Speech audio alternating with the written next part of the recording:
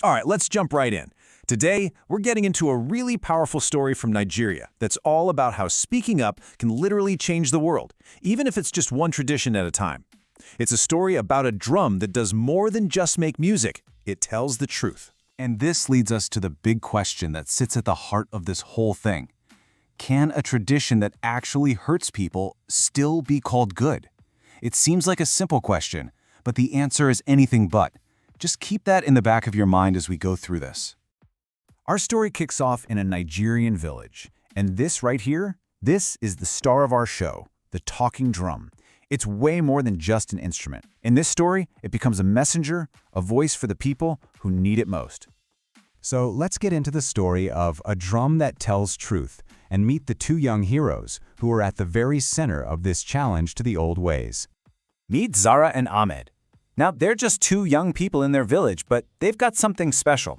They have the courage to actually see what's happening around them. And what they see are customs that are causing real, tangible pain. This brings us to a really crucial idea. What exactly makes a tradition harmful? I mean, where's the line? Zara and Ahmed's story is going to give us some incredibly clear examples.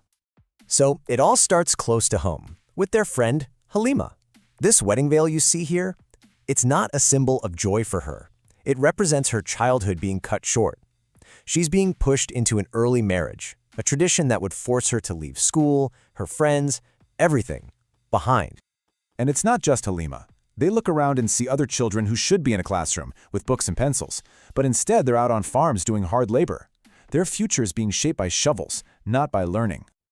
So after seeing these examples, the formal definition makes a whole lot more sense, doesn't it? A harmful traditional practice isn't just some old custom, it's one that is actively causing physical, mental, or emotional damage. The key word here is harm. If a tradition is hurting someone, it needs to be questioned. Simple as that. Okay, so we've got the definition. But it's not enough to just say these practices are bad.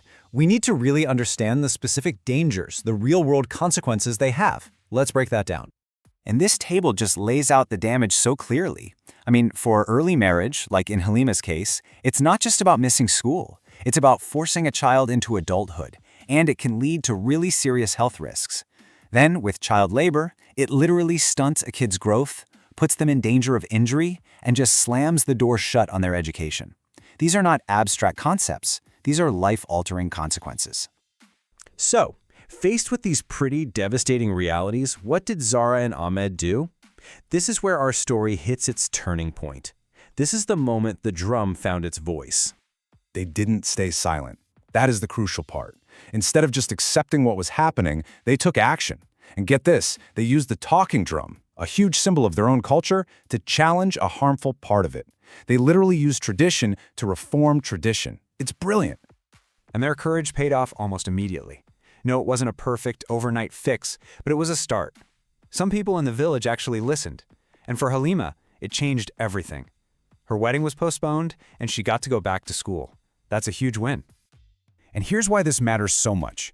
This isn't just a nice story. It's basically a blueprint. It's about understanding the power that each and every one of us has to create real, meaningful change in our own communities. The story of this drum is all the proof you need that change is possible. It shows that you can stand up to customs that cause harm, and you can do it respectfully by using your voice and your intelligence to make the case for a better way.